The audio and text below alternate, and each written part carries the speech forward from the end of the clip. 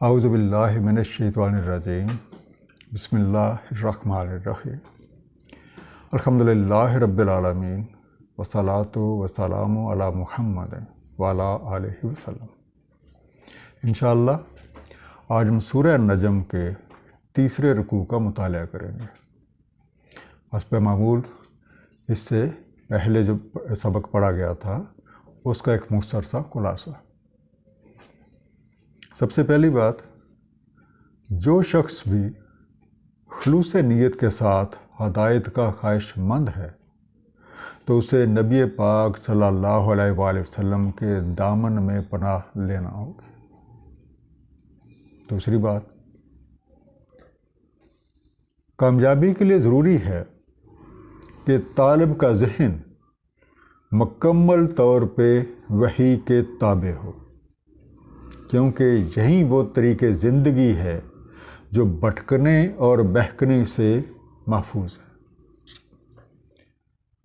تیسری بات، جب وحی کے تابع رہ کے کوئی ہدایت کی کوشش کرے گا تو انشاءاللہ وہ بندہ ترقی کرتے کرتے ایسے مقام پہ پہنچ جاتا ہے کہ وہ چیزوں کو دل کی آنکھ سے دیکھنے لگ جاتا ہے، اور دیکھنے کی یہ وہ طرز ہے جسے اللہ کریم نے صحیح دیکھنے کی سند قرار دیا ہے۔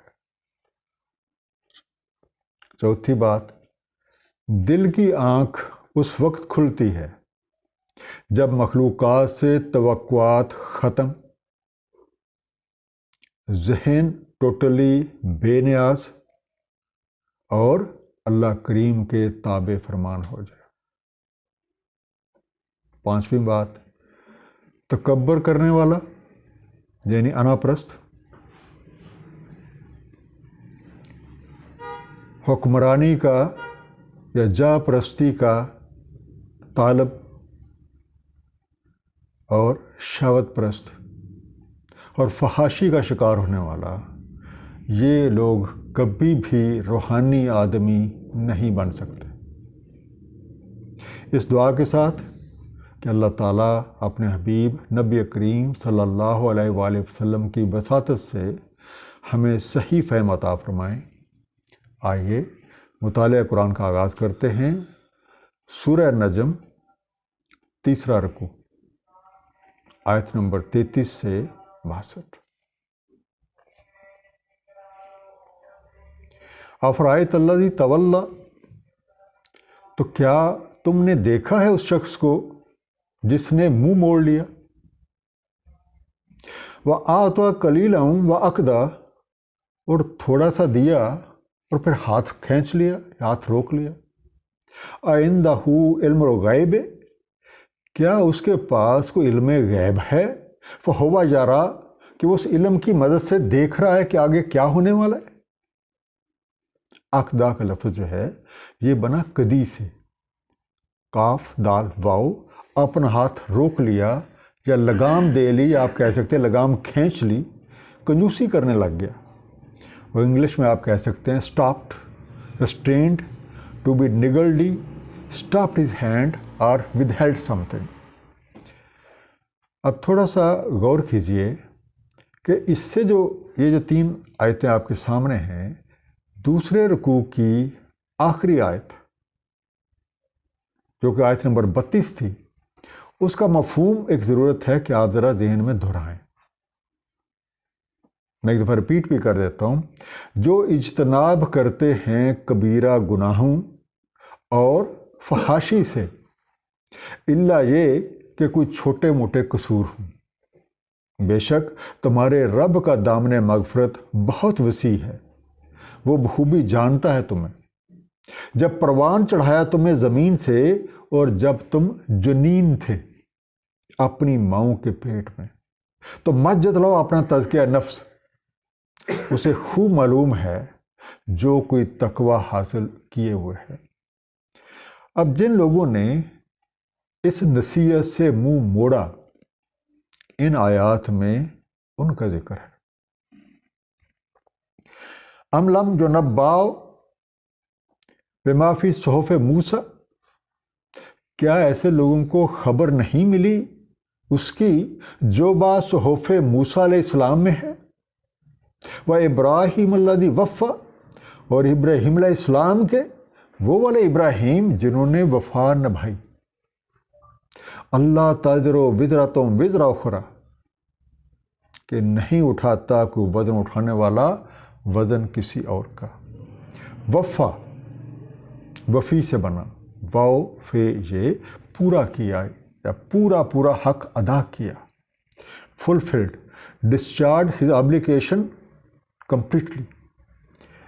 اب منکرین حق کو یہ یاد دلایا جا رہا ہے کہ جن قوانین کے بارے میں، جن چیزوں کے بارے میں تمہیں آگاہ کیا جا رہا ہے، یہ کوئی نئی باتیں نہیں ہیں، بلکہ اس سے پہلے تمام آسمانی کتب میں یہ چیزیں دی گئی تھیں، اور انہی قوانین کے مطابق انفرادی اور اجتماعی اعمال کا فیصلہ کیا جاتا ہے، قومیں اور معاشرے تشکیل پاتے ہیں، اور نظام ہے زندگی جاری و ساری ہے۔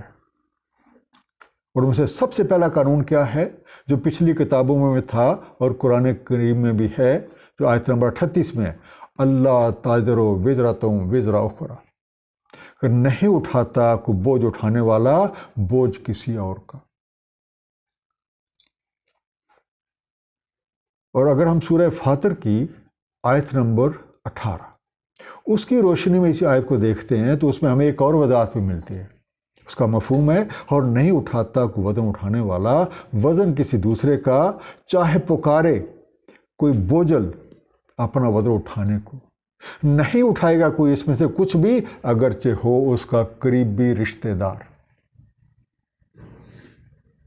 تو ہر ایک کو اپنا وزن خود اٹھانا، یہ ہے پہلی بات، پہلا قانون۔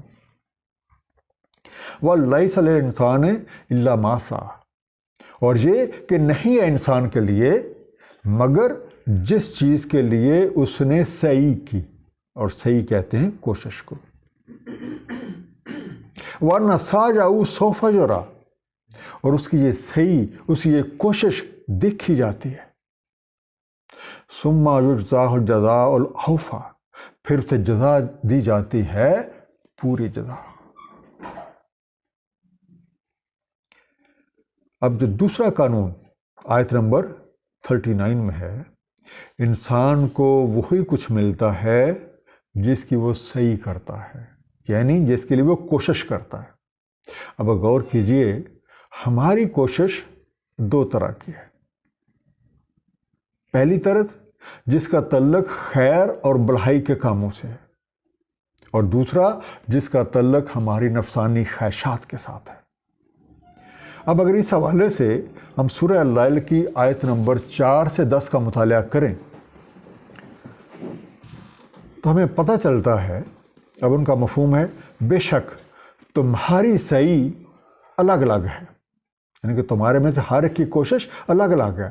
تو جس نے خوب عطیہ کیا اور تقویٰ پایا اور تصدیق کی احسن انداز سے، تو پھر ہم میسر کر دیتے ہیں اس کے لیے آسانیاں۔ اور جس کسی نے بخل کیا اور بے پرواہی کرتا رہا، ہم میسر کر دیتے ہیں اس کے لیے عسرت۔ عسرت ہوتی ہے تنگی۔ اسی کے سے آیت نمبر جو 40 ہے، اس میں تیسرا قانون، وَأَنَّ سَعْيَهُ سَوْفَ يُرَىٰ، انسان کی سعی ضرور دیکھی جاتی ہے۔ اب جس مقصد کے لیے بھی کوشش کی ہوگی تو ظاہر ہے نتیجہ بھی اسی کے مطابق ہوگا۔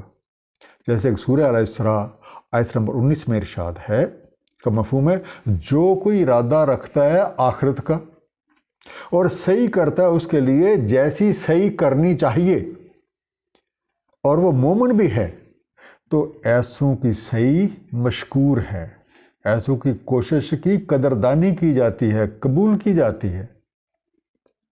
اور اسی طریقے سے سورہ الکاف کی آیت نمبر 4، آیت نمبر 104، 105 اور 106 ان کا مفہوم ہے، اور یہ مفہوم خاص طور پہ جن کی سعی خیر کی بجائے اپنی نفسانی خواہشات کے لیے ہے، اس کے بارے میں۔ وہ بھٹک چکے ہیں جن کی سعی حیات دنیا کے لیے ہے، اور وہ یہ حساب لگائے بیٹھے ہیں کہ وہ خوب کام کر رہے ہیں۔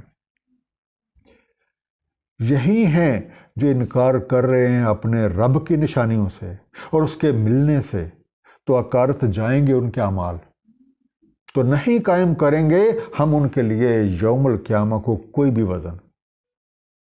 ان کی جزا جہنم ہے، کیونکہ انہوں نے انکار کیا اور بنائے رکھا میری نشانیوں کو اور میرے رسولوں کو مذاق کا نشانہ، ٹھٹھا کیا۔ وَأَنَّ إِلَىٰ رَبِّكَ الْمُنتَہَىٰ، اور بے شک تمہارے رب کی طرف ہے منتہا۔ وَأَنَّهُ هُوَ أَضْحَكَ وَأَبْكَىٰ، بے شک وہی رلاتا ہے، وہی ہنساتا ہے۔ وَأَنَّهُ هُوَ أَمَاتَ وَأَحْيَا، بے شک وہی مارتا ہے اور وہی احیا کرتا ہے۔ وَأَنَّهُ خَلَقَ الزَّوْجَيْنِ الذَّكَرَ وَالْأُنثَىٰ، اور بے شک وہ خلق فرماتا ہے جوڑے مذکر اور مؤنث کے۔ اب قانون کا آخری قانون، سب کی انتہا اپنے رب کی طرف ہے اور ہر کسی کو اسی کے پاس پہنچ کے رہنا ہے۔ ہمارا مالک بھی اللہ تعالیٰ ہے، ہمارا خالق بھی اللہ تعالیٰ ہے، وہی ہم سب کا رب ہے، وہی ظاہر ہے، وہی باطن ہے، وہی ابتدا ہے، وہی انتہا ہے۔ اور اس حوالے سے سورہ انشقاق کی آیت نمبر 6 بڑی ہی ایک قابل غور ہے۔ اے انسان، تو کھنچا چلا جا رہا ہے اپنے رب کی طرف، اور تجھے اس سے ضرور ملاقات کرنی ہے۔ اس ساری دنیا کی رونقیں اللہ کریم کی مرہون منت ہے۔ دراصل یہ اللہ کریم کی صفات ہیں جن کا مظاہرہ اس پوری کائنات میں موجود ہے۔ اس نے کمال مہربانی سے ہمیں طرح طرح کی صلاحیتوں سے نواز رکھا ہے، اور یہ ساری کائنات ہمارے لیے مسخر کر دی ہے۔ اب اگر ہم ان صلاحیتوں سے خاطر خواہ فائدہ نہیں اٹھا رہے، تو یہ ہماری کو کوتاہ بینی اور کم علمی کی وجہ سے ہے، یا سب کچھ اسی مالک حقیقی کا ہے اور سارے معاملات اسی کی طرف لوٹتے ہیں۔ زندگی اور موت کا کھیل اسی نے ہی بنایا ہے، اور اس کھیل کو وہی جاری رکھا ہے، اور ہر چیز کو اس نے دو رخ بنایا۔ من نطفۃ اذا تمنیٰ، اب چونکہ پیچھے بات ہو رہی تھی خلقیت کی، اب ہماری خلقیت کی بات ہو رہی ہے۔ من نطفۃ اذا تمنیٰ، ایک نطفہ سے جب وہ ٹپکایا جاتا ہے۔ وَأَنَّ عَلَيْهِ النَّشْأَةَ الْأُخْرَىٰ، اور بے شک اسی پہ نشو و نما کرنی اس کے بعد، جو اگلے سٹیپس ہیں وہ سارے کے سارے وہی نشو و نما کرتا ہے۔ وَأَنَّهُ هُوَ أَغْنَىٰ وَأَقْنَىٰ، بے شک وہی غنی کرتا ہے اور قناعت دیتا ہے۔ وَأَنَّهُ هُوَ رَبُّ الشِّعْرَىٰ، بے شک وہی ہے رب الشعرا۔ نشاط نشا سے بنا، نون شین الف، پروان چڑھانا، یا جیسے ہم کہتے ہیں نشو و نما کرنا، تو انگلش میں آپ کہیں گے گروتھ۔ اقنا کنی سے بنا، کاف نون شے، قناعت دے، to make someone satisfied with the given thing, contented بھی آپ اسے کہتے ہیں۔ اب تھوڑی دیر کے یہ جو لفظ ہے رب الشعرا، اس لفظ شعرا پہ ہم تھوڑا سا غور کرتے ہیں۔ شعرا کا روٹ ہے شین اینڈ رے، شار، اور اس سے جو بننے والے الفاظ قرآن کریم میں موجود ہیں وہ ہیں شاعر، الشعر، اشارہ، اور شاعر کون ہوتا ہے؟ شعر کہنے والا۔ اور شاعر عام طور پہ اپنے خیالات کو الفاظ کا روپ دینے کے لیے نشانیوں کا استعمال کرتا ہے۔ جو کچھ اور الفاظ بنتے ہیں قرآن کریم میں وہ ہیں یشرکم، یشرون، یعنی شعور رکھنے والے۔ اور شعور رکھنے والے کون ہیں؟ جو نشانیاں دیکھ کے چیزوں کو سمجھ جاتے ہیں۔ اور پھر اسی طریقے سے الفاظ جو اور ہیں قرآن کریم میں، شاعر، اشعارہا، جس کا میننگ لیا جاتا ہے نشانیاں۔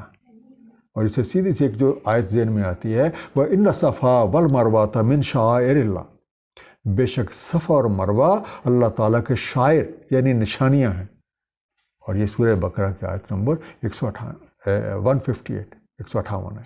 اور اسی طریقے سے سورہ الحج کا آیت نمبر 32، وَمَن يُعَظِّمْ شَعَائِرَ اللَّهِ فَإِنَّهَا مِن تَقْوَى الْقُلُوبِ، تو جو کوئی تعظیم کرے شاعر اللہ کی، تو یہ دلی تقویٰ ہے۔ ان سب الفاظ کو دیکھنے کے بعد اس بات کا اندازہ ہو جاتا ہے کہ شہرہ کا صحیح مفہوم نشانیاں ہیں۔ ہماری خلق کی شروعات ایک نطفہ سے ہوتی ہے، اور وہ خلق حقیقی اس تولیدی مادے کو ایک کے بعد ایک نئی شکل میں ٹرانسفارم کرتا جاتا ہے، جس کی کچھ تفصیل جو ہے ہمیں سورہ حج کی آیت نمبر 5 میں ملتی ہے۔ اس کا مفہوم ہے، اے لوگو، اگر تمہیں شک ہے باعث ہونے میں، اگر تمہیں شک ہے باعث ہونے میں، تو ہم نے خلق کیا تمہیں خاک سے، یہاں لفظ تراب کا استعمال کیا گیا، تو پہلی سٹیج، پھر نطفہ سے، پھر علقہ سے، پھر مضغہ سے متشکل اور غیر متشکل، تاکہ ہم واضح کر دیں تمہارے لیے، اور ہم ٹھہراتے ہیں اسے ارحام میں جیسے ہم چاہیں ایک مدت مقرر تک، پھر ہم نکالتے ہیں اسے ایک بچہ سا، پھر کہ تم پہنچو اپنے شباب کو، تم میں سے کچھ ہیں جو فوت ہو جاتے ہیں اور تم میں سے کچھ پھیر دیے جاتے ہیں نکمی عمر کو، تاکہ جاننے کے بعد کچھ نہ جانے۔ اب تخلیق کے اس نظام میں بے شمار نشانیاں موجود ہیں، اور ان پہ غور کرنے سے یہ بات واضح ہو جاتی ہے کہ ایک بے مثل ذات اپنے علم اور کاریگری کے ساتھ ایک کے بعد ایک منزل سے گزارتی جاتی ہے، اور اس کے علاوہ کائنات میں کوئی ایسی قوت یا کوئی بھی ایسی باکمال ہستی نہیں ہے جو یہ سارے کام سر انجام دے سکے۔ وَأَنَّ وَأَهْلَكَ عَادًا الْأُولَى، بے شک وہی ہے جس نے ہلاک کیا عاد اولا کو، وَثَمُودَ، اور سمود کو، فما ابقا، تو باقی نہ چھوڑا کسی کو، وَقَوْمَ نُوحٍ مِّن قبل، اور قوم نوح کو اس سے بھی پہلے، اِنَّهُمْ كَانُوا هُمْ أَظْلَمَ وَأَطْغَىٰ، کیونکہ وہ تھے بڑے ظالم اور بڑے ہی سرکش۔ اب کا بکی سے بنا، باقی رہنے دیا، لیفٹ آؤٹ اور اسپیئرڈ۔ والمؤتفقات احوا، اور الٹ جانے والے، الٹے کام کرنے والے خواہش پرست۔ فغشاها ما غشا، سو ان پہ چھا دیا جو کچھ چھایا۔ فبأي آلاء ربكما تتمارى، بس اپنے رب کی کس کس چیز میں تم تردد کرتے رہو گے، کچھ شک و شبہ میں پڑو گے۔ ھذا نذیر من نذر الاولیٰ، یہ ایک نذیر ہے پہلے نذیروں میں سے۔ المؤتفقات، افق سے بنا، الف فے کاف، افق۔ افق ہم کہتے ہیں حق کے بالکل اپوزٹ، اپنی طرف سے حق کے بالکل اپوزٹ کسی چیز کو گھڑ لینا افق کہلاتا ہے۔ اس پورے لفظ کا مطلب ہے جنہوں نے اصل مقصد کسی اور چیز سے بدل دیا، الٹی چال چلے، who changed to another purpose, subverted۔ اب یہ سارے نشانیاں جن کا ذکر کیا گیا ہے، یہ سارے قوانین جن کا ذکر کیا گیا ہے، یہ اقوام سابقہ کے سامنے بھی رکھی گئی تھی۔ تھوڑے سے لوگ ایمان لائے اور اکثریت نے خود پرستی کی راہ اپنائی، کسی نے خود نمائی کی راہ اپنائی، کوئی مال و دولت اور طاقت کا پجاری بنا رہا، اور کچھ کے لیے ہوس پرستی جو ہے بس وہی مد نظر رہے۔ ظلم اور سرکشی کا انجام ہر دور میں تباہی اور بربادی ہی ہوا ہے اور ہوتا رہے گا۔ تو تھوڑا سا غور کریں تو ہمیں یہ علم ہو جاتا ہے کہ قوم عاد، قوم سمود اور قوم لوط کی مثالیں، وہ جو تین بڑے کبائر جن کا ذکر اس آیت پہ ہمیں ملا تھا، تکبر، خواہش اقتدار اور ہوس پرستی، یہ تینوں بالکل ادھر کنیکٹڈ ہیں۔ قوم عاد تکبر کے ساتھ، قوم سمود اقتدار، خود نمائی اس کی نشانی ہے، اور قوم لوط ہوس پرستی کے نشانی ہے۔ اسی طریقے سے لات، عزا اور منات انہی کبائر کے متشکل بت تھے۔ ضرورت یہ ہے کہ ہم اپنے اندر جھانک کے دیکھیں، کہیں یہ تینوں بت جو ہیں وہ تینوں کے تینوں یا ان میں سے کوئی ایک ہمارے اپنے اندر تو ڈیرا جما کے نہیں بیٹھا ہوا۔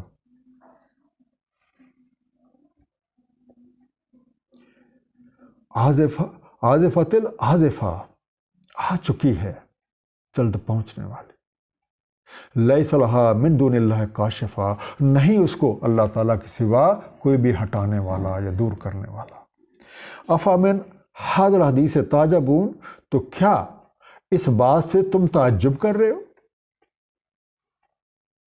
آزفت ازف سے بنا، آ گئی ہے، آ پہنچی ہے، گھاٹ نہیں۔ اب ہر چیز کے لیے ایک نامزد شدہ، ایک اپوائنٹڈ ٹرم ہے، اور وہ مدت یا جو مہلت کے خاتمے کی گھڑی جب آ پہنچتی ہے تو پھر اسے کوئی ٹال نہیں سکتا۔ جیسے مثال کے طور پہ ہماری موت کا وقت جب وہ آ جائے گا تو کسی میں یہ طاقت نہیں ہے کہ اس موت کو ٹال سکے۔ وَتَضْحَكُونَ وَلَا تَبْكُونَ، اور تم ہنس رہے ہو اور روتے نہیں ہو۔ وَأَنْتُمْ صَامِدُونَ، اور تم اپنی شان کا، اپنی آن بان کا اظہار کیے جا رہے ہو۔ فَاسْجُدُوا لِلَّهِ، بس سجدہ کرو اللہ تعالیٰ کو، وَاعْبُدُوا، اور بندگی کرو۔ یہ سجدے کی آیت ہے، جو آیت نمبر 62، فَاسْجُدُوا لِلَّهِ وَاعْبُدُوا، تو آپ لوگ اپنے اپنے ٹائم میں سجدہ تلاوت جو ہے وہ ادا کر لیجیے گا۔ صامدون، سمجھ سے بنا، سین میم دال، جو لوگ اپنے گمانڈ کا اظہار کر رہے ہیں، دو who behave proudly۔ اب جو لوگ موت کی حقیقت کو جان لیتے ہیں وہ اپنی عاقبت کو سنوارنے کی کوششوں میں لگ جاتے ہیں، جبکہ عاقبت نااندیش ایسی تمام چیزوں سے آراز برتتے ہیں اور اپنی ہی ذات کی دلچسپیوں میں مگن رہتے ہیں۔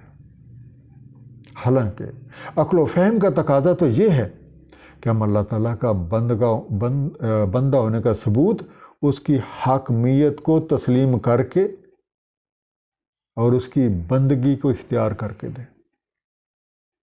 اس بندگی کا تقاضا یہ ہے کہ ہم اپنے خالق اور مالک حقیقی کو پہچانیں اور حق کے بندگی ادا کریں، تاکہ جو ہمارا مقصد تخلیق ہے ہم اسے حاصل کر سکیں۔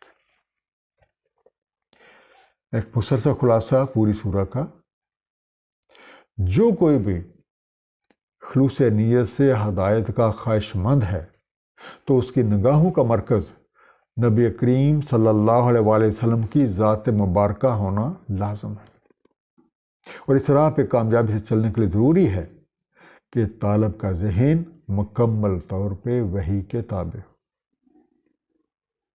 تو اس طریقے سے روحانی ترقی کرتے کرتے بندہ ایک ایسے مقام تک پہنچ جاتا ہے کہ دل کی آنکھ سے دیکھنے لگ جاتا ہے، اور یہ وہ طرز ہے جسے اللہ کریم نے دیکھنے کی صحیح صنعت یا صحیح دیکھنا قرار دیا۔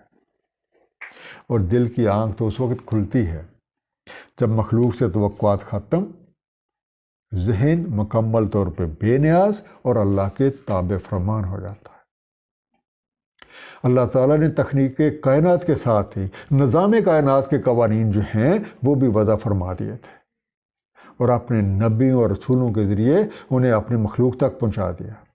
ان قوانین میں کبھی بھی تبدیلی نہیں ہوئی اور نہ ہوگی۔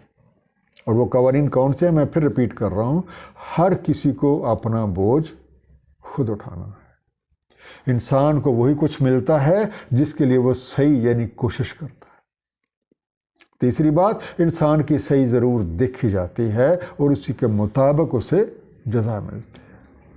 اور آخری بات، ہم سب کے انتہا اپنے رب کی طرف ہے اور ہر کسی کو اس کے پاس پہنچ کے رہنا ہے۔ تو خلاصے میں اگلی بات، انا پرستی یعنی تکبر، اقتدار پرستی یا خود نمائی، جس کا ایک جو نشانی ہوتی ہے وہ غصہ کرنا میں ہوتا ہے، اور نفسانی خواہشات کی پیروی یعنی کہ شہوت پرستی کو قرآن کریم نے کبائر کا نام دیا ہے، اور ان کے بعد فحاشی کا نمبر آتا ہے۔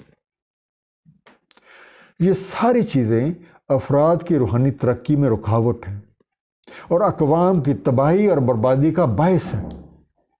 قوم عاد، قوم سمود اور قوم لوط انہی جرائم کی وجہ سے، انہی کبائر کی وجہ سے تباہ و برباد ہوئی۔